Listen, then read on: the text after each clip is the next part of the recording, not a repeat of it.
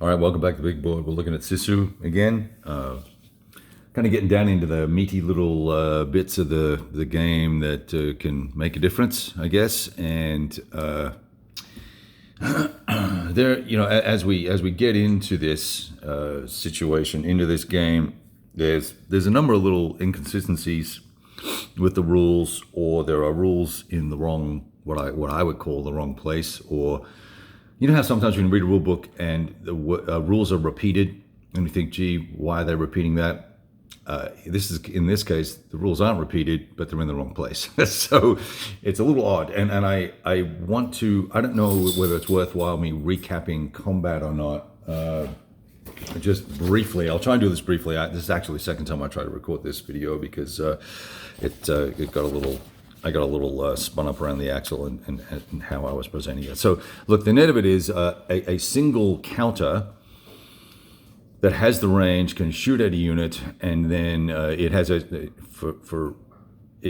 has just an inherent firepower that we don't look at. It's just a unit shooting. It can be artillery, whatever the case may be, mortars, AT gun, AA, anything, infantry. It shoots. Depending on who's in the stack with it, it's going to get some modifiers. If you're the same formation, and there's absolutely no reason why it wouldn't be the same formation based on my gameplay so far, we're at the tail end of turn 4 here, you're stacked with your guys, and you're all of the same formation. You're going to get some bonuses, as you can see those here, +1 here, and then +1 for each unit that is the same in the stack with you. So it potentially gives you a +3, right? Now, there's a discrepancy I mentioned previously, in the bunker counters. Direct fire benefit is -1. On the chart here, it says -2. I'm going with what's on the counter. That seems to make more sense to me than this sort of blanket across the board here. And then let's see, top units in MG or an AA or a T, that's fine. That rarely happens because I'm not, it doesn't seem to make a whole lot of difference. Let's just put it that way. So on average, allowing for defensive benefits of bunkers, we're getting somewhere between a +3 and a +4 on this direct fire column. And on an average roll of 7, that's going to put me right up in the S1, S2 range here. So that leads us, so that's how direct fire works. And if it was indirect fire, we'd use the next column over. And at that point, the attacker rolls 2 dice, and we get that result. The defender rolls 2 dice. And based on what I assume how the rules work, the defending fire uses its own DRMs, even though it's not really exactly stated that they calculate their own DRMs. And then they roll dice and they get a result. Now, whose result is applied first? Well, you roll a d6, and on a 1 or a 2, the defender's result is applied first. Now, typically, because it's a defender, and because they're likely in a bunker, and only 1 unit can be in a bunker, and they're probably not stacked. I don't have anything really stacked on the board here, and I don't see a lot of benefit in stacking here because you've got to sort of cover such a large area. There are not a lot of units to fight with for the Soviets. So most guys are alone, and that means they're not going to pick up that vital +3 benefit in the DRMs, which means on average they're going to get something in the order of an S or nothing, right? So when we do that die roll, and we work out who gets to, whose result is applied first, on the off chance that it is the defender's result that's applied first, the worst that's probably going to happen is the suppression. And as you can see, most of the unsuppressed guys here, they have a 5. It's a d6 roll. I've got to roll 5 or less to not be suppressed, in which case, what is that, 60, 80+% of the time, they're going to be okay, right? So we apply, then we would apply the next result, and it will give the defender their result, and they will have to make their die rolls. Now, what happens when you are suppressed? Okay, so This guy here, he was suppressed by some indirect fire. He's going to make a die roll and a 4, right? So he's going to roll 4 or less to not be suppressed, and he rolled a 5. So we flip him over. Now, in the elimination rules, not in the suppression rules and not in the retreat rules, in the elimination rules, if a suppressed unit makes a suppression check and is not eliminated, it must retreat. All right, so I need to retreat that guy. He has to retreat to a board edge. So technically, and does it say the closest edge? So we go down the retreat rules and we have a look at that.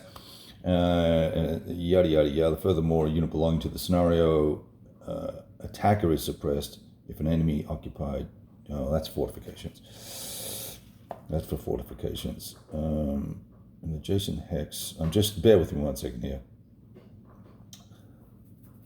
It doesn't talk about bunkers. I thought it talked about bunkers somewhere. It talks about the attacker and bunkers, but it doesn't talk about the defender and bunkers. The important thing here is this guy is in a shoreline hex.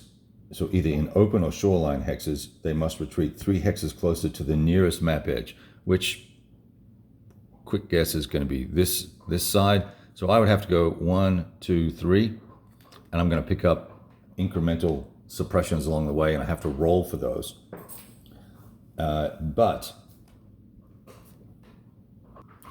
So you're going to pick up another suppression. And I think what that then means, rather than being eliminated, what's going to happen is I'm going to have to retreat again, right? Whoops, wrong guy.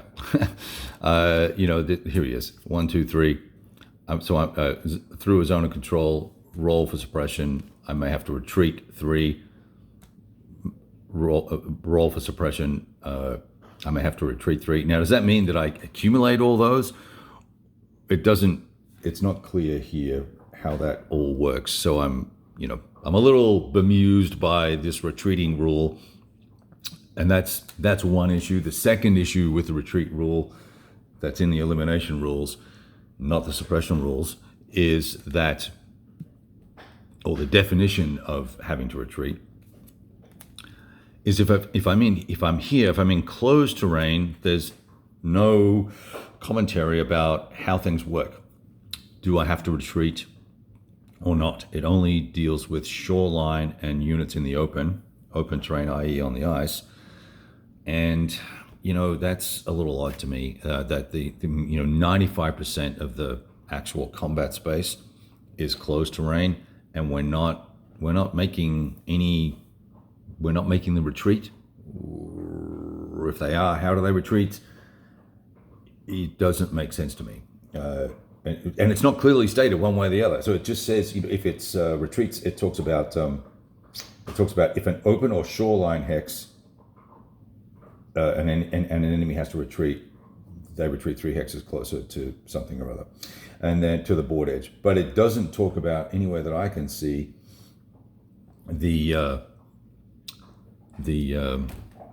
closed terrain. So look, I could probably go on about this. I'm just a little frustrated with it. I get the intention. So this is why none of these Finnish units have retreated, because I couldn't find a rule that told me they had to, or they needed to, or they should. So maybe they should. This guy should retreat, but he's supposed to go this way. But I don't know if he goes 1, rolls for suppression, and then keeps that in his mind that he's got 2 more hexes to go, fails another suppression, but doesn't fail it by more than 2, and then he's now going to retreat 3 more. So now he's at 5 hexes he's got to retreat. And I think that's part of that's how it's supposed to work, is you kind of accumulate these retreats and then run off the board, because basically the Soviets cut and run and ran across the ice, and a whole bunch of them got shot down by airplanes, by aircraft and stuff like that. So I don't know, and I really don't care. This is just not. I'm just wondering if this was seriously play tested, or just play tested to see if it worked historically. And I have fundamental concern about the entire. This unit's firepower with 20 milli. Is that 20? I can't read that. with machine guns here, and then this is some sort of 45 caliber something, AA gun or AT gun, and then I've got where is oh, here we go. We've got mortars here somewhere. I've got 120 millimeter guns.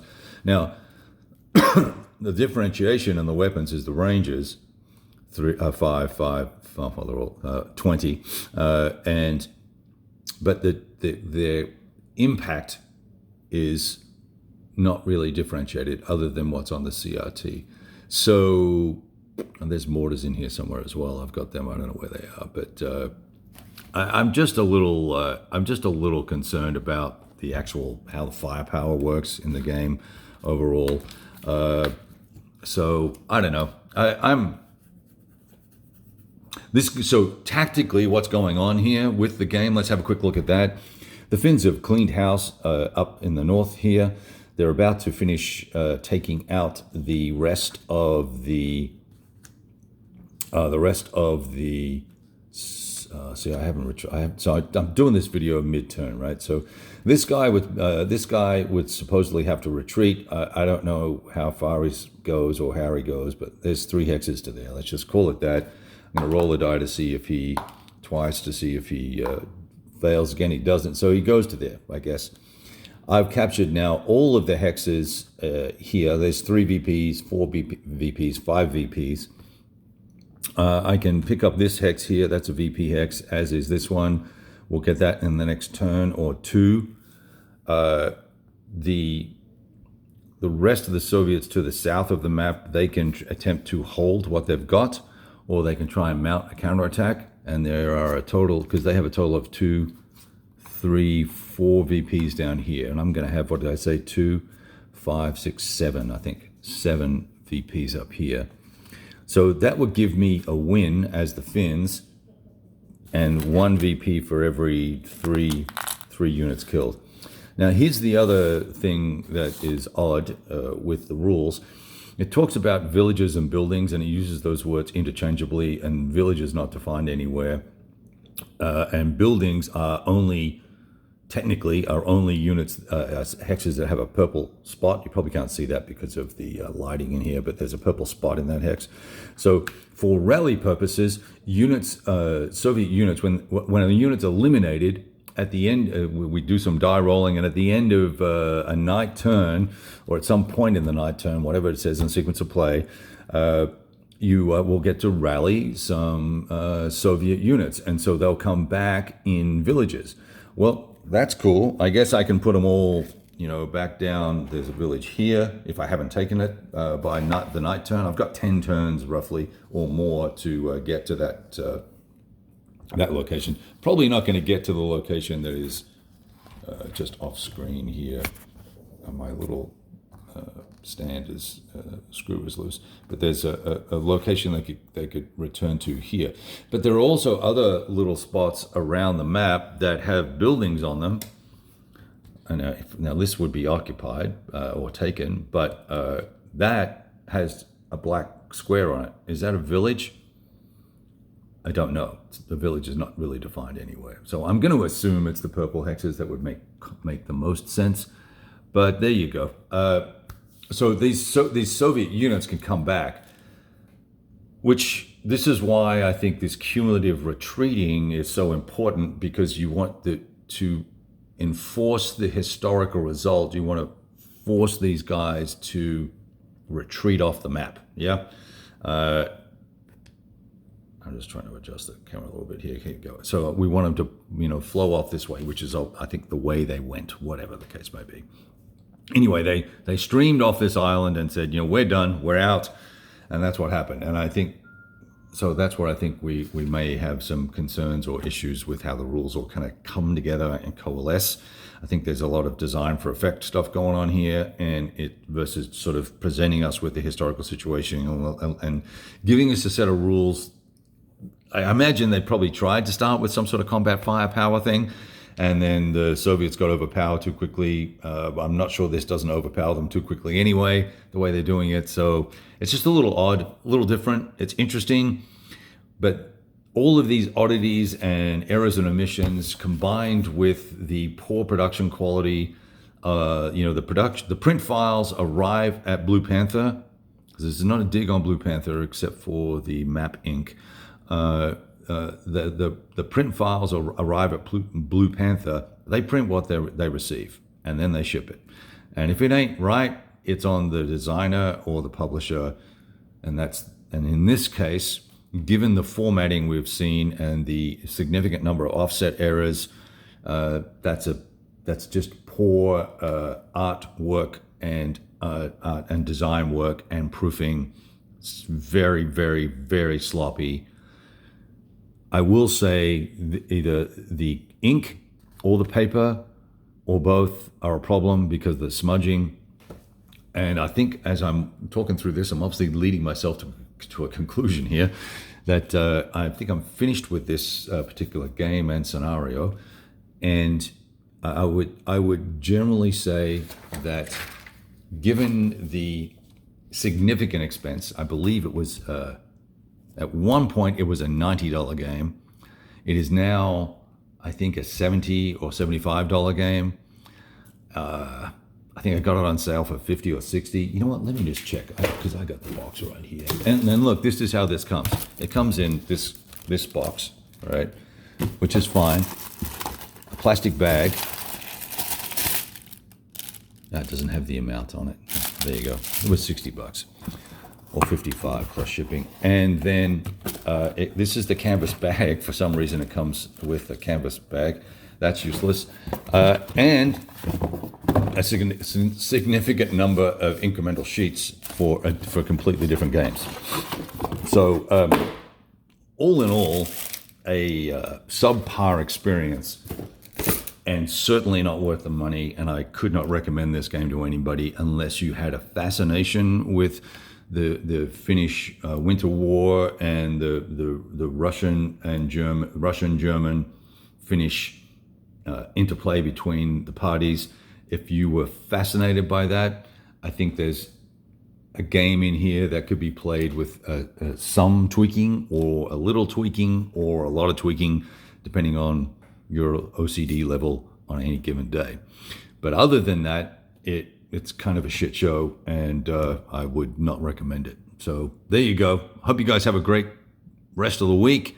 I'm going to push this out. Actually, I'll probably publish this on Thursday because today's Monday morning and my phone is starting to buzz, so it's probably time for me to go actually do some work. All right, talk to you guys soon. Hope you all have a great week, and roll dice.